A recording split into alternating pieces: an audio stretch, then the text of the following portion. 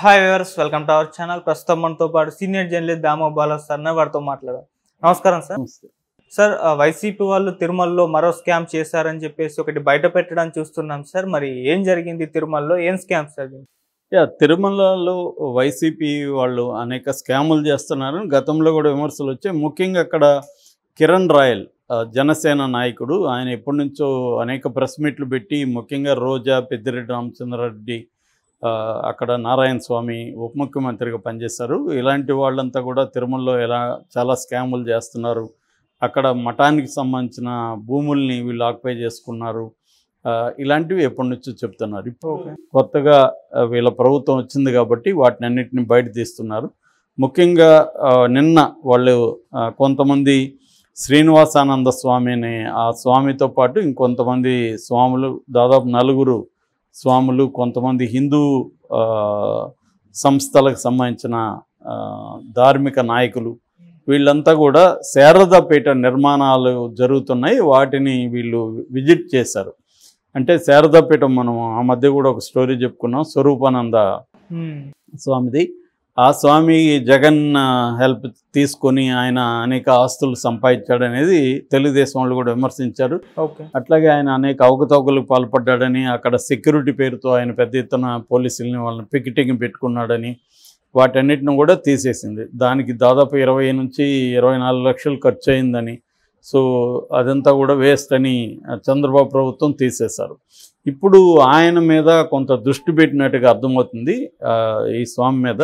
So తిరుమలలో ఈ శారదాపీఠానికి సంబంధించిన నిర్మాణాలు అవి అనుమతులు తీసుకోలేదు, తర్వాత నిబంధనల్ని ఉల్లంఘించాయి కాబట్టి వాటిని ఆపేయాలి లేదా కూల్చేయాలన్న పద్ధతిలో వాళ్ళు నిన్న వెళ్ళి పరిశీలించి వచ్చారు. దాని మీద అంతా కూడా డీటెయిల్గా ఇన్ఫర్మేషన్ కిరణ్ రాయల్ మీడియాకి సమర్పించాడు. So that is one part of the scam. Second part వచ్చి దర్శనాల స్కామ్. దర్శనాల స్కామ్ అంటే ఏంటంటే వివిఐపీలకి దర్శనాలని వీళ్ళు ఏర్పాటు చేసి వాళ్ళ దగ్గర డబ్బులు తీసుకోవడం. ఇప్పుడు మామూలుగా మనకు తెలుసు, తిరుమలలో నాది తిరుపతి కాబట్టి తిరుపతి కాకపోతే నేను తిరుపతిలో లేను, రెండోది నేను దేవుడి మీద నమ్మకం లేదు కాబట్టి నన్ను ఎవడు పెద్ద అప్రోచ్ కారు. కానీ మామూలుగా మా సిస్టర్స్ వాళ్ళని చూస్తుంటాం అక్కడ. సో ఎవరో ఒకరు అప్రోచ్ అవుతుంటారు, మీరేమన్నా దర్శనానికి ఏమన్నా హెల్ప్ చేస్తారా, లేకపోతే అక్కడ రూమ్ తీసిస్తారా, ఇట్లాంటివి అడుగుతుంటారు. ఎంత ఆన్లైన్లో ఎన్ని చేసినా కూడా అవి జరుగుతూనే ఉంటాయి. అది ఏ ప్రభుత్వం ఉన్నా ఇవి జరుగుతుంటాయి. అట్లాగే లడ్లు ఇన్ని కావాలి మాకు, ఇలాగా రికమెండేషన్లు జరుగుతుంటాయి.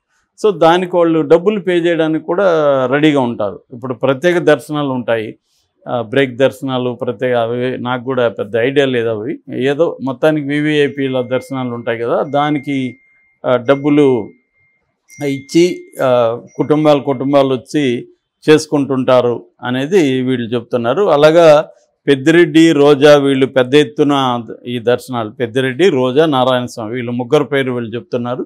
వైసీపీలో వీళ్ళు తమ ఇన్ఫ్లుయెన్స్ ఉపయోగించుకొని అక్కడ పెద్ద ఎత్తున వివిఐపీలకి దర్శనాలు చేయించారు. ఒకే రోజు పెద్దిరెడ్డి రామచంద్రారెడ్డి 54 విఐపీ దర్శనాలు చేయించాడు అనేది ఈయన ఆరోపిస్తున్నాడు. దానికి సంబంధించిన డీటెయిల్స్ని కూడా మీడియా ముందు ఈయన పెట్టాడు. ఇవి కాకుండా ఇంకా వీళ్ళు చాలా అక్కడ చేశారు. వాటన్నిటిని మేము ప్రూఫ్స్ ఆర్గనైజ్ చేస్తున్నాం, అవన్నీ వచ్చినాక మీకు మళ్ళీ మీడియాకి పెడుతున్నాం. ముఖ్యంగా రోజా మీద చాలా సివియర్గా ఎప్పటి నుంచో కిరణ్ రాయల్ పెడుతున్నారు. రోజా అనేక అక్రమాలకు అక్కడ పాల్గొనింది, అందుకనే ఆమె మాట్లాడితే తిరుమల దర్శనం అని చెప్పి వస్తూ ఉంటుంది. ఆమెకు దేవుడి మీద ప్రేమ కాదు, అక్కడ వ్యాపారం మీద ప్రేమ.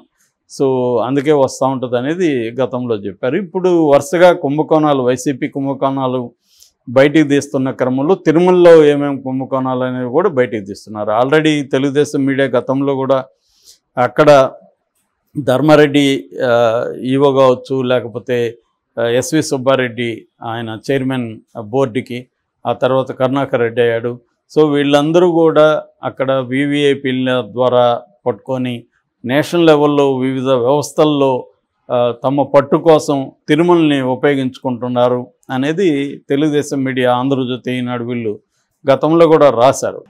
సో ఇప్పుడు ఏంటంటే స్పెసిఫిక్గా వీళ్ళకున్న ఇదేంటంటే చంద్రబాబు ఎక్కడక్కడ ఎన్ని స్కాములు జరిగాయి అంటే నాకు తెలిసి వందలాది స్కాములు బయటకు వస్తాయి. ఇప్పుడు ఈ 5 ఏళ్లలో 1, 2 కాదు, ప్రతిదీ స్కామే, ప్రతిదీ స్కామ్. అసలు మనం వినని అన్ని స్కాములు రాబోతున్నాయి.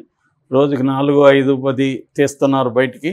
సో ఆ స్కాముల్లో వీళ్ళని ముంచేయబోతున్నారు. స్కాముల సముద్రంలో వైసీపీని ముంచేస్తారు. అది వీళ్ళ ప్లాన్. అంటే 2 ప్లాన్స్ ఉన్నాయి చంద్రబాబుకు. ఒకటి లాంగ్ టర్మ్, ఒక short term plan. Long term ఏమో వైసీపీని నేలమట్టం చేయాలంటే ముందు వైసీపీ టాప్ లీడర్స్ అందరినీ స్కాముల్లో ఇరికిచ్చేసి వాళ్ళని జైళ్ళలోకి పెట్టేయడం, వాళ్ళని కోర్టుల చుట్టూ తిప్పించడం అనేది ఒకటి. షార్ట్ టర్మ్ ప్లాన్ ఏంటంటే తాము ఇచ్చిన హామీలు నెరవేర్చే పరిస్థితి లేదు. ఇప్పుడు ఫర్ ఎగ్జాంపుల్ ఫ్రీ బస్సు ఉంది, అది ఇప్పటివరకు ఏమీ మాట్లాడట్లేదు. దాని మీద కనీసం ఫ్రీ బస్సు కావాల్సిన అధ్యయన కమిటీలు అవన్నీ ఇక్కడ వేశారు, ఇమ్మీడియట్గా చేశారు. అక్కడ అదేమి ఇప్పటివరకు అనుకోవట్లేదు. అది ఖచ్చితంగా భారం పడుతుంది. రెండవది వాలంటీర్కి 10,000 ఇస్తున్నాడు. అసలు వాలంటీర్ వ్యవస్థని పెట్టకుండా చేయడానికి రకరకాల ప్లాన్లు చంద్రబాబు వేస్తున్నాడు. అంటే కోర్టు ద్వారా వాలంటీర్లని వ్యవస్థనే కరెక్ట్ కాదు, ఎందుకంటే ఇందులో రిజర్వేషన్ పాటించలేదని కోర్టుకు వెళ్ళే విధంగా తన మనుషుల ద్వారానే వేయించాడు. అంటే ఫైనల్గా ఏం చెప్తారంటే కోర్టు చెప్పింది నేను మీకు ఇద్దాం అనుకున్నా, కోర్టు వద్దనింది కదా, నేనేం చేయను అన్నట్టుగా చేతులు ఎత్తేయడానికి వీళ్ళు ప్లాన్ చేస్తున్నారు. వాలంటీర్ వ్యవస్థ అనేది ఇష్టం లేదు చంద్రబాబుకి. సో ఇలాగ తన హామీలు అన్నీ కూడా నెరవేర్చలేని పరిస్థితి. ఎందుకంటే 1,20 కోట్లు పర్ ఇయర్కి ఈ హామీలకు కావాలనేది మనకి మింట్ లాంటి పత్రికలు దీని మీద రీసెర్చ్ చేసి చెప్పాయి. జగన్ అయితే 1,50 కోట్లు అవసరం అన్నాడు. ఏదేమైనా 1,00,000 కోట్ల పైన పర్ ఇయర్ కావాలి. బడ్జెటే 3,00,000 కోట్లు. అందులో 1,00,000 కోట్లు పథకాలకు వెళ్తే ఇంకా 2,00,000 కోట్లలో ఏమేమి నడపాలి? శాలరీలు ఇవ్వాలి, డైలీ ఇది చేయాలి, రన్నింగ్ పెట్టాలి, తర్వాత అమరావతి నిర్మాణానికి ఇవ్వాలి. కేంద్రం ఎంత ఇస్తుందని ఇప్పటివరకు ఏం తేలలేదు. కేంద్రం ఏ రకమైన హామీ ఇప్పటివరకు కేంద్రం నుంచి రాలేదు. సో ఇటువంటి ఒక కండిషన్లో చంద్రబాబు ఏం చేస్తాడంటే నేచురల్గానే ఈ పథకాలని ఏదో ఒక రకంగా డైల్యూట్ చేయడం, అంత డబ్బులు కాకుండా మినిమంగా ఏదో నడిపించేయడం అనేది చంద్రబాబు చేయాలి. ఇట్లాంటి పథకాలు నిర్వీర్యం చేసి డైల్యూట్ చేస్తే వైసీపీ దీన్ని ప్రజల్లోకి తీసుకెళ్ళి ఉద్యమాలు చేయాలి. సో ఈ ఉద్యమాలు చేయకుండా ఉండాలంటే వైసీపీని డిఫెన్స్లో పడేయాలి. వాళ్ళు నీకు ఇప్పుడు నువ్వు నా జోలికి రాకుండా ఉండాలంటే నీకు నేను కొన్ని సమస్యలు క్రియేట్ చేస్తే నువ్వు ఆ సమస్యల నుంచి కొట్టుకుంటూ ఉంటావు బయటపడడానికి. నువ్వు ఇంకా నా జోలికి రావు. ఆ టాక్టిక్స్ ఇప్పుడు చంద్రబాబు ఉపయోగిస్తున్నాడు. ఇది షార్ట్ టర్మ్ అనమాట. లాంగ్ టర్మ్ ఏమో అసలు వైసీపీ అనేది 2029 నాటికి ఏమాత్రం ఉనికిలో లేకుండా చంపేయాలి వైసీపీని. అందుకని మన అయ్యన్న పాత్రుడు జగన్ చావలేదు, ఓడిపోయాడు మాత్రమే, చావు కొట్టాలి, జగన్ని చంపేయాలి అంటే పొలిటికల్గా చంపేయాలనేది ఓపెన్గానే మాట్లాడుకున్నారంటే అర్థమైంది. క్లియర్గా ఎవరైనా ఇప్పుడు నేను చంద్రబాబు ఒకటే చేస్తాడని కాదు, ఎవరైనా ఇదే పని చేస్తారు. మోడీ కూడా కాంగ్రెస్ ముక్త్ భారత్ అని ఓపెన్గానే ప్రకటించారు కదా. అంటే ప్రతిపక్షాలు లేని ఒక పరిస్థితి తీసుకొస్తే మనకి అడ్డుండదు అనేది ఇవాళ అన్ని పొలిటికల్ పార్టీలు కూడా సేమ్ థింక్ చేస్తేనే జగన్ కూడా అధికారంలో ఉన్నప్పుడు అదే థింక్ చేశాడు, అదే ట్రై చేశాడు. సో అందరూ అదే ట్రై చేస్తారు. ఎవడి బలాన్ని బట్టి వాడు సక్సెస్ అవుతాడా ఫెయిల్ అవుతాడా అని తెలుస్తుంది తప్ప ఇక్కడ మొరాలిటీస్లో ఎవరికేమీ తేడాలు లేవు, అందరూ ఒకటే ఫైనల్గా. ఇక్కడ బలాన్ని బట్టి నీ డిగ్రీసు బలం, ఒకడు కంప్లీట్గా చేయగలుగుతాడు, ఇంకొకటి చేయలేకపోతాడు. కాబట్టి చేయలేనివాడు మోరల్స్ గురించి మాట్లాడుతుంటాడు, చేసినవాడు మాట్లాడు. కాబట్టి ఇక్కడ మోరల్స్ అనేవి ఏ రాజకీయ పార్టీకి లేవు. ప్రతి రాజకీయ పార్టీకి అధికారం ఇంపార్టెంట్. ఈ అధికారంలో తన జనరేషను అధికారంలో నిలబడాలంటే ప్రతిపక్షాన్ని ఎలా కిల్ చేసేయాలన్న ఒక short term and long term ప్లాన్లు అందరికీ ఉంటాయి. సో ఆ ప్లాన్లో ఇప్పుడు చంద్రబాబు ఏంటంటే ఒకటి పథకాలు తన ప్రభుత్వానికి వ్యతిరేకంగా ఉద్యమాలు నిర్మించకుండా చూసుకోవాలి.